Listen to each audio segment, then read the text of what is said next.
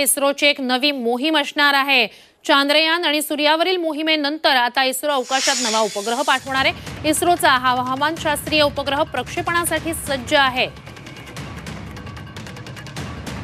INSAT 3DS असं या उपग्रहाचं नाव आहे, जो प्रक्षेपणासाठी रवाना झालेला आहे।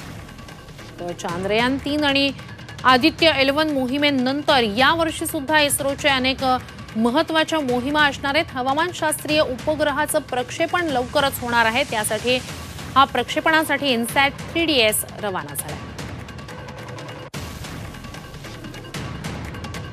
तर मागच्या वर्षी इस्रोसाठीचं अतिशय यशस्वी असं वर्ष ठरलेलं होतं। चांद्रयान 3 आणि आदित्य L1 या यशस्वी मोहिमा चंद्र आणि सूर्यावरच्या राबवल्यानंतर या वर्षी सुद्धा इस्रोकडून अनेक महत्त्वाच्या मोहिमा हाती घेण्यात आलेल्या आहेत। आता हवामानशास्त्रीय उपग्रह प्रक्षेपणासाठी रवाना झालेला आहे।